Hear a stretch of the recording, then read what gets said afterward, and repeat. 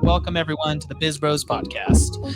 My name's Kyle Nelson. Got my co-host here, Mr. Eli Libby. Handsome one right here. Okay. Yeah. I think. Tune into the video to see that. We got a cool topic. Yes.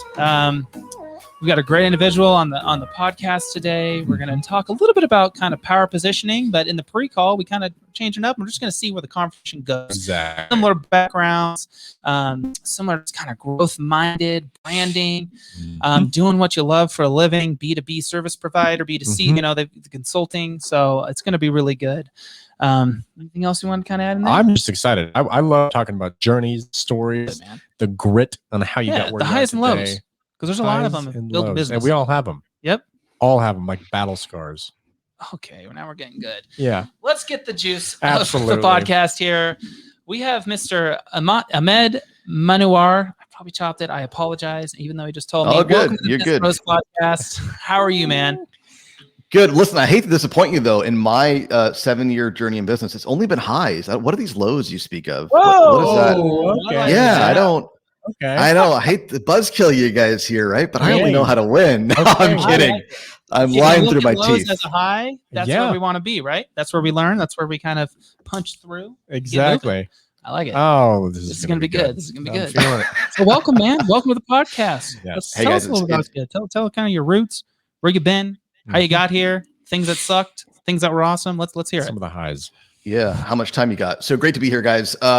So I'll tell you a little bit about my current business, and that'll set the context. I run a company called Boutique Growth, and our flagship program is called the 90-Day Pipeline. And that is a marketing and business development training program for B2B consultants and professional service providers. Been running that program and scaling it for the past 3 years. Okay. We do multiple 7 figures in revenue. We have a team of about 15, 20 some odd people. I lose track sometimes. And I've really shifted in the past 2-3 years from a solo consultant that, made decent money serving clients as an individual to the CEO of a fast growing company. Wow. And the way that I got into that is I was kind of like an accidental marketer in a way. I started out in my career at Ernst & Young, big professional services firm in accounting, in audit. I was a bean counter for, lack of a better term. And really quickly realized that wasn't what I wanted to do, although I was reasonably good at it. Left that firm, joined a small boutique advisory firm, in kind of a catch-all business role. It was like, I had a couple of friends who started this firm, and they had one big whale client, which ironically, that's like all my clients now. They have one big whale client when they come to us. And they were like, how do we turn this into a business? Was kind of their issue, right? One big whale client, like how do we turn this into a real business? So it's not just one client that we work with. And they go, well, hey, you work at Ernst & Young. You've got some decent suits and you seem to talk a good game. Why don't you come and help us? And I was like, sure. I know nothing about building a firm or marketing or business development or client acquisition. I'm an accountant, may I remind you. But yeah, what could go wrong? And essentially everything went wrong, and we made every mistake in the book. And I had to, fortunately, I was in my early to mid 20s at the time, so I had the time on my hands to figure things out, and I had to essentially figure out how to drive business for a professional service firm that targets blue chip companies, large enterprises, government agencies. And that's really where I cut my teeth in marketing and sales and business development in that consulting B2B context. And the business that we run now is really built on the back of those experiences. Nice. Wow. That's cool. You figured it out. Yeah, that's we say that a couple times. I think it's good that you figured it out. Like, especially because I feel like going into accounting, like you got the job, you got the dream firm to work for, Ernst & Young, you're doing what you want to do. And then boom, it hits you. Well, this ain't it. After all the dreaming and working hard to get there, but to be clear, didn't really figure it out, because what I did back then with that firm is very different from what works now. That was 10 years ago. Okay. I see. So it's an interesting point, because actually tactically what we advise clients to do now is very different. LinkedIn wasn't even a thing back then, to be honest. It was a lot of content marketing and blogging and like old school webinars and things like that. The fundamentals of why those things work still hold true today, but tactically it looks very different. So it's been a constant evolution of figuring it out. That hasn't really stopped, to be honest. Wow, that's cool. So tell us a little bit about kind of like where your main focus is. Like what are people at the end of the day like? This is the problem, and here's like the solution that you're typically providing. Is it pretty like across the board? You kind of see different things for strategy and tactics, or is it kind of one kind of niche area that you've kind of found that works for you? So let me tell you this. I'll tell you our story and how we position our offer, and in doing so, I will demonstrate the power of positioning, which is what we want to talk about today. Cool. Okay. All right. So I'm in a very competitive niche, right? I'm in the reddest of red oceans, like bloody water freaking everywhere, right? Marketing, lead generation. Oh, yeah. You know, I'm one of those guys in your feed that you just don't want to see, right? Like, just stop running ads to me. Get out of my feed. I don't like you. I'm one of those guys, right? Hopefully not as bad as some of the other guys. Everyone's took Ty Lopez's course and in the inner circle. 100%, right? I read a book on marketing yesterday. I'm a guru today. I rented a Lambo. Look at me, right? So that's my market. And in my market, everybody is very tactically focused. It's like, hey, how to get more leads, and hey, how to drive more business, and hey, how to get more clients, and how to use LinkedIn, and how to use Facebook, and how to run ads. It's like tactic. There's so many tactical solutions. Right. And clients come to us and they go, well, I've tried, LinkedIn, I've tried running ads, I've tried referrals, I've tried all these things and they don't work. And we say to them, well, it's not the tactics. Yep. It's not your tactical execution that isn't working. It's your positioning. Because if nobody knows why they should choose you or work with you, I don't care how good you are at the tactical execution of lead generation, they're not going to work with you. And they go, whoa, damn, that makes sense. Right. How do I fix my positioning? And we say, work with us. Right. So we are not we could have, because we do a lot of work on LinkedIn as an example, tactically. Right. So we could have been like, oh, like we're the LinkedIn program. Right. Well, guess what? There's like 1 million LinkedIn programs. Exactly. And there's 1 million LinkedIn courses and advisors and consultants. I don't want to be that guy. I don't want to play in that red ocean. Right. Exactly. I want to be the firm, the program, the offer that helps consultants solve for positioning, which is a much more challenging, strategic, interesting problem to solve for. That, by the way, makes lead generation and prospecting pretty damn easy. Right. It's super unique. It's dialed to who you are. And once you figure out what your voice is and like your brand personality and the position that you offer, that's like an offer that's actually going to differentiate yourself in the market. That's huge. No one's talking about that. You're right. Everyone's like lead gen, ads, shoving it down your throat. And you're like, get out of here. Yeah. Let me not like this ad and keep moving on. But I see where you're totally see where your position is. A lot of power position. Exactly. A lot of it too, I think, is who you want to attract. And you talked about you referenced like a whale. Deep pocket clients is all you want to attract. You don't want to attract quantity. But you're going to attract them based on the position of your client. Absolutely. You want to attract the whale, you got to put out the whale food. You want to attract the trout, put out some harpoon, flies. maybe more of a harpoon. Yeah, and then you got to attract them.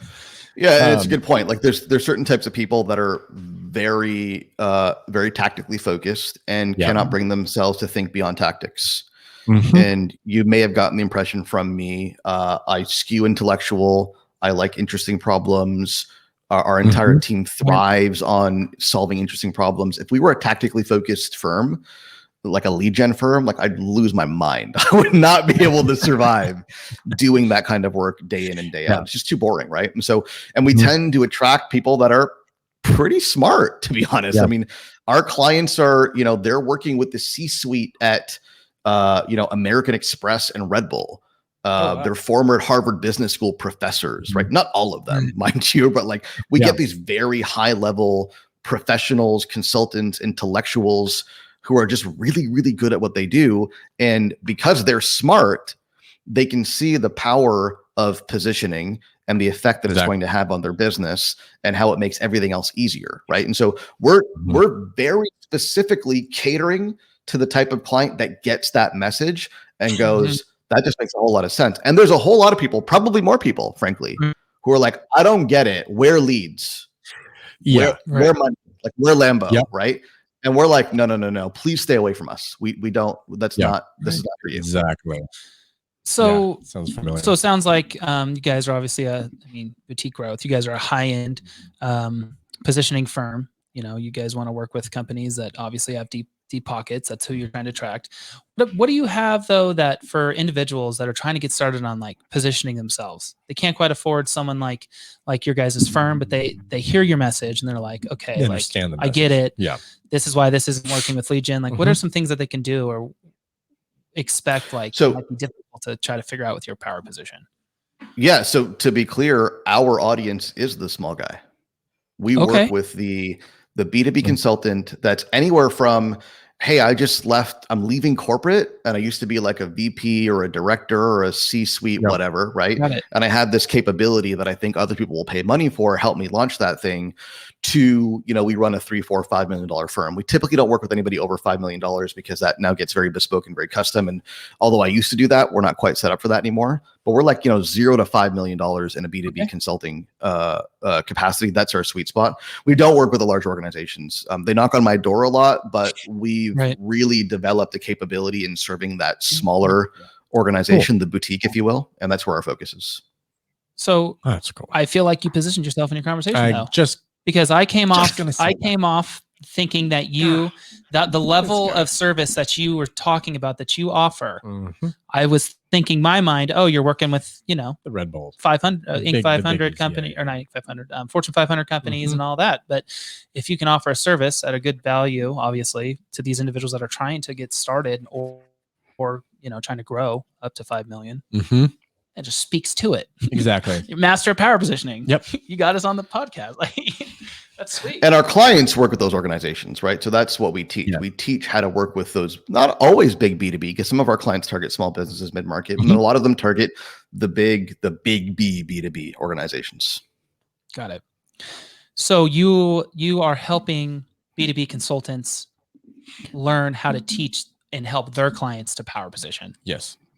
Got it. So it's a domino effect. We're helping B2B consultants attract and acquire and retain B2B clients. Okay. So we dial in their positioning, we dial in their messaging, we dial in what we call their results mechanism, which is how they deliver their service, and we dial in their sales processes. So they're consistently acquiring and signing deals. That is so cool. This is cool. So where does go ahead. No, I was just going to say you have an amazing understanding of positioning, of course, but like your target market, like who you're going after, attracting this stage of company, but they need to be educated before you really work with them. I think that's really cool because I think a lot of those people within that demographic are the Ty Lopez's, the ones that want leads, but you've really been able to sift through that and find your target market. It's cool. It's also like, 500 clients later, right, that we're having this conversation. And I don't actually know the number. It's over 500 clients later. So I don't want people to think like, oh, these guys got really clear overnight. No, it's like it's been 3 years and 500 odd clients later that we got really clear. And honestly, that's part of our message to our clients is that positioning is a journey, not a destination. So we're not done. Like we haven't arrived and said, okay, here's our positioning and it's always going to be like this. And it's never going to change. That would be silly because the marketplace is always changing and the dynamics are always changing. And there's always new entrants. I'll give you an example. There's some big changes happening on LinkedIn right now, right? LinkedIn is really making some changes in how people interact with the platform and punishing certain behaviors, rewarding other behaviors, right? So we're not static. We're evolving with what's changing in the industry around us. And so, to that end, we just went through a major repositioning exercise of our own just last month because, we've been in this game for a few years now and not a whole lot has changed in our messaging, but we've worked with a lot of clients. And so we went back to the drawing board and we said, okay, given where we are today, which is different from where we were a couple of years ago, what do we need to focus on? How do we show up? Right. And that's a never ending process. Go ahead. I was just going to say, just like you said, like 10 years ago, what you learned is way different than what you're applying today. Like, it helped you, but you didn't figure it out. You're still figuring it out just because there's different tactics you have to learn because everything is changing. I think that, to your point, is a great takeaway for the audience is to go back and kind of reassess those goals and the positioning where you are currently today, maybe as where you were a couple of years ago. Continue sharpening the tools. Exactly. It's funny because like 10, 11, 12 years ago, I used to be deep in affiliate marketing. Like I was blogging and like talked about SEO and digital marketing and like all this stuff. And sometimes I look back like on Internet Archives, the shit I was saying.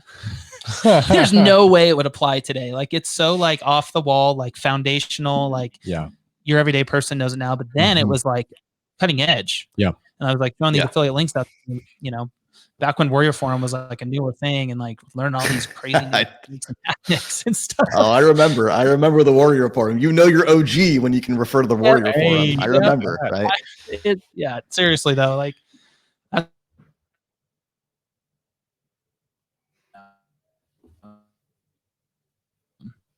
what am I different?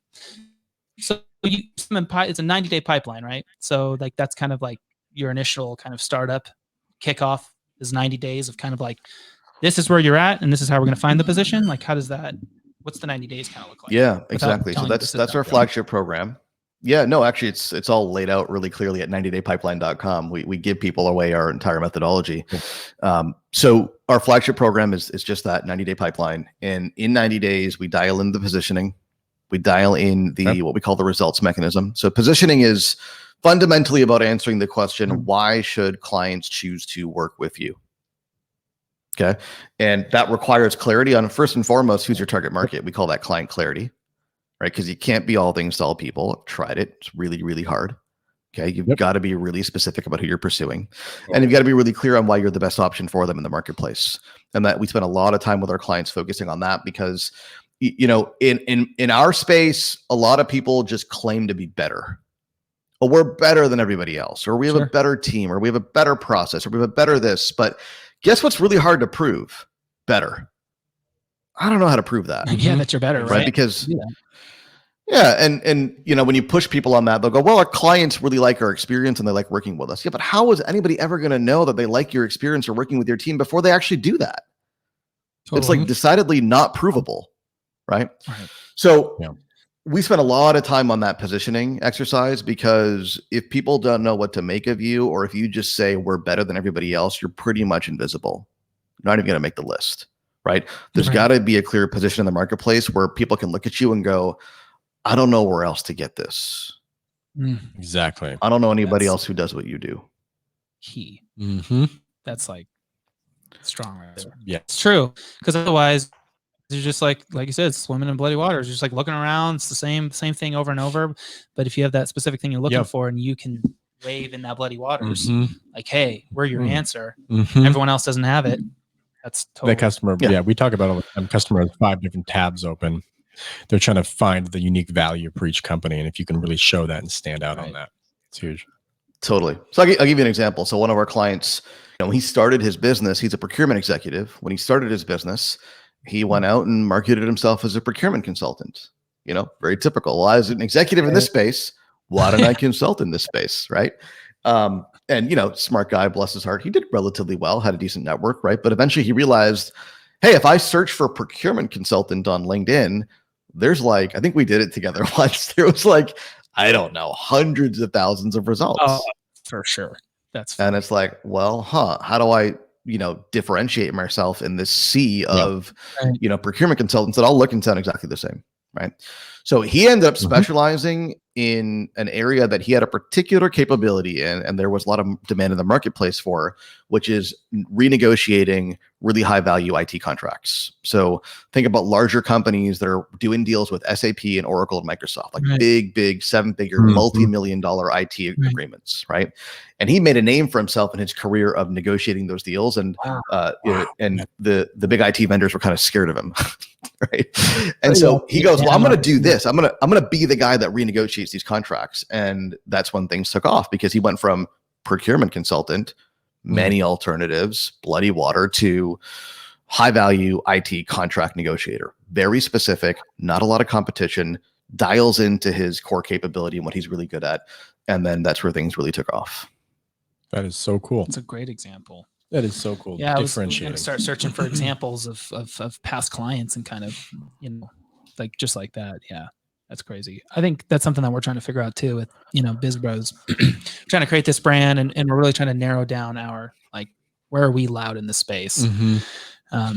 And we're really trying to focus on co-founders because that's kind of our yin and yang here. We're co-founders, and there's not too many people talking about the power of co-founding. There's just people talking about entrepreneurship and being an entrepreneur and how it's cool and sexy and like hustling and like grind and blah blah blah. Gary V, this that, and 60-day program. It's like no one's talking about just like power of a co-founder. Exactly, it's powerful stuff, and not a lot of people talk about it or even think about it. So. Yeah, it's really interesting because I would say I've had access to a lot of entrepreneurs. Not only through our coaching programs, but also through my own involvement in masterminds. And I would wager that a lot of people that fail could have avoided failure if they found the right co-founder at the right time. Yeah, I like to think that. Yeah. I mean, honestly, if you have a soundboard, it's like you're build with making decisions rather than just making more emotional decisions. You're making decisions that are, talked about, debated about, making sure that, it's the right idea. Yeah, totally. And from like a personality standpoint, personality traits, like how can you identify that person and then see where they're lacking and then where you can help pick them up and vice versa. I think it's huge. And that's our message. And it's kind of unreasonable to expect yourself to have all the tools required to build and scale a grow a business.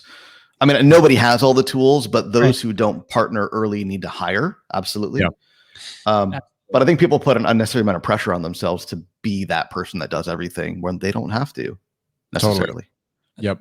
A part of it that we're learning is, this isn't everybody, this isn't even the majority, but a lot of it's an ego move when people don't want co-founders. They want to have the light on them at all times, take all credit. At the end of the day, everyone's here just to make money, start a business, do something that's passion-based, make money, live good, start cool jobs for people, have a cool place to work, cool people to be around. Like, strip the ego out for a second, and share the light a little bit. I don't know. That's what I find a lot with people. I think the influence is coming from that Ty Lopez stuff that you talked about. Like, people are seeing how it's sexy to be an entrepreneur. So the ego gets blast. But I'm not. Yeah. I'm saying that's influencing those type of people. And what they don't tell you, no disrespect to Ty Lopez. I mean, smart guy. He's like brilliant. What they don't tell you is the money gets old really quickly. Yeah. Oh, it's got it. Yeah. Really quickly. And it becomes about impact and your specific unique contribution. So I'll give you an example. Like, I don't have a co-founder, I don't have a partner. Although I thought about it quite a bit, to be honest, especially in those. Okay, there were some low moments, guys. I may have just kind of. Here they come. There was a couple here and there, right? And I definitely thought to myself, man, if I had somebody with me that I could, work through this with, it would be easier, right? Didn't end up finding a co-founder because I didn't want to deliberately go out and find somebody. I wanted it to happen more naturally, and it didn't happen, and that's fine, right? But what I did do was I hired people that were smarter than me in the areas of the business that I didn't want to be focused on.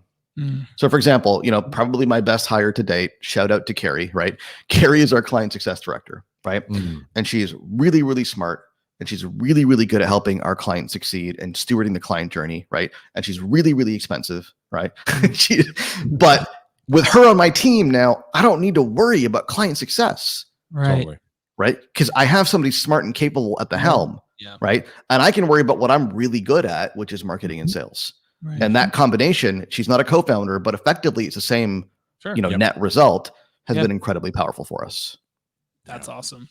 Yep. We talk about that a lot too. Hire up. Yeah. Always got to hire up. And it's hard to do. You got to, swallow your pride, but long-term gain is huge, right? Even short-term gain for hiring up is huge. It's like, just kind of have to stick it to it and do it. Yeah. And I don't even think it's swallowing your pride. I mean, I get why you put it that way. I think people do see it that way, but I think it's just acknowledging that I'm just not the same level of capability at everything. Right. Yep. Like, if anything, it's accepting your pride. Guys, I'm really, really good at marketing. Yeah. I'm really, really good at sales. Okay. Right. And I'm a decent systems thinker, but my capability there is nowhere near my capability in marketing and sales. Therefore, any amount of time that I spend thinking about things that aren't related to marketing and sales are a waste of my time. 100%. I think you put that great. Yeah. I think, totally put that great. I think it could run into having, where's your EQ at, right? It's like, if you have the self-awareness to be able to accept those things, it's difficult for people to do, but once you get past it, then you can, I don't know. So I'm going. No, I think It's a journey that a lot of our clients have to go through. Red doornail or something. I don't know. Doornail. I agree. It's all about wearing all the hats at one time when you really shouldn't be doing that. But I really do like that point about if you're not doing what you're doing, you're wasting your time. Which, yeah. I'm not good at accounting. If I even look at the numbers, it's a waste of my time. I'm not counting beans. So as you move forward, like what do you kind of see like the future of positioning being? I mean, I know it's always changing and kind of like, but where do people need to start kind of focusing, make sure that they're positioning themselves right and kind of being loud in that space? Like where are places people can kind of be loud and kind of, where's it kind of heading towards, since it's like an alternating, changing trend, I feel like. So the big interesting shift that is taking place that people need to be aware of in any business is the power balance is shifting into the hands of consumers and buyers. Has shifted, frankly, continues to shift. And what I mean by that is, think about the way business was done back in the Warrior Forum days, right? Like 10, 15, 20 years ago, there weren't as many options available to clients in the marketplace. Every industry was a little bit smaller. Competition was less so. And people didn't really know where to go for help, right? And so what happened is, back in the day, you would typically rely on your network to refer people to you. If I'm looking for, we're on a podcast. I'm looking for a podcasting agency, and that wasn't even a thing back then. But let's just use that example, right? Well, I don't know where to look for that person. There aren't a lot of them out there that are visible. So I'm going to go and talk to my marketing friends who know people and say, who do you recommend as a podcasting agency, right? And that's likely going to be the extent of my research. And whoever I get in front of, they're going to have a lot of power because I don't have a lot of options. I don't know what I need. I'm not well educated on the problem. So whatever you tell me I need, I'm probably going to accept, as long as it's convincing and it makes sense. You're not trying to swindle me, right? And that's how business was done for a very long time. The shift that's taken place, certainly in the last 10 years, and it's kind of accelerating now more recently, is I don't care if you're a referral. And I don't care if I know someone, if you're like my dog's brother's, sister's, uncle's, firm.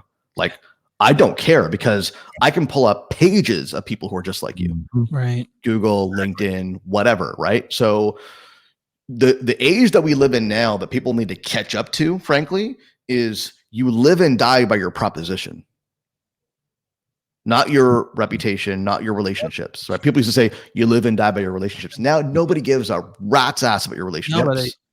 It's a million. Who are you in the marketplace?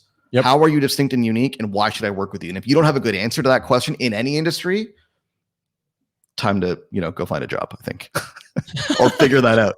Totally. I love it. No, I agree. I don't know if there is, but is there a little influence from Storybrand with this? I kind of feel a little like, that's just like reading through that and kind of, it's like the same exact, not exact. It's not the same exact principles. It's a similar principle in terms of, once you have that positioning, how to have the message for it. I mean, so Storybrand, Donald Miller is brilliant. And I have a tremendous amount of respect for him. Right. And they've had a very serious impact on the industry and how people think about marketing and messaging. And they are also, in and of themselves, a great example of positioning. Because Donald Miller did not make up storytelling. No. Okay. Donald Miller did not write the hero's journey. Right. Donald Miller is a brilliant packager, marketer, storyteller who took an age-old concept, the oldest rhetorical device known to man is storytelling. Yeah, storytelling. And packaged it up in a way that businesses could engage with and apply. And that in and of itself is a masterclass in positioning. Totally. It's really brilliant. Couldn't have said it any better than that. It really is. We've taken a lot from him, obviously. Well, awesome, man. So if they're just kind of wrap things up, if there's like one message that you hope drills home, a couple liners, what is that? What is that you're hoping when you get on these podcasts that people are walking away with? I'm going to steal the line from Perry Marshall. I think he talks about this in 80-20 Sales and Marketing, which is a great book. And we've kind of stolen this a little bit and we use it too, with credit to Perry Marshall. Positioning over prospecting. Positioning over prospecting. A lot of folks are very focused on prospecting, and prospecting is hard work, and it's made easier when you have solid and clear positioning, right? Absolutely. Prospecting without positioning is like pouring water into a bucket with a hole at the bottom. You can keep pouring that water in, it's going to keep leaking out. Right. It's amazing. I think that's the first time we've asked someone that and they had 3 words and you killed it. That's awesome. And That is. I think I think not only our audience is going to walk away with this, some amazing nuggets, but I think we're going to walk away with kind of thinking about our positioning and how we can, you know, better, I don't know, just make it stronger and louder. And because we're in a field that's growing like crazy, product photography, video production, e-commerce, like it's growing like crazy, but there's a lot of us as well, although we are doing very well and we get a lot of clients, but I think we can be louder with our position. So we appreciate you and appreciate your message. Yes. All good, guys. Great to be here. Thanks for having me. Absolutely. So if anyone wants to find you, where can they find you? They want to work with you. They want to kind of follow your journey and kind of see where they can learn more. Where's that at? Yeah, a couple of places. If you want to just follow us and pay attention to what we're doing, you can go to boutiquegrowth.com and there's links to follow us on social there. If you want to grab a call with our team and see if we can help you, go to 90daypipeline.com. All right. Well, thank you so much, sir. I hope we can carry on this conversation another day. Hopefully have a follow-up episode and talk more, man. That was great. Would love to do that, guys. Thanks a lot. Awesome. Thank you. Well, thank you so much for joining us on the BizBros podcast. Yes. If you haven't yet, and you're looking to see how we position ourselves, check us out on Facebook, LinkedIn, Instagram, our website, bizbros.io, and look for us. Just type in BizBros. You're going to find us. We'll see you in the next episode.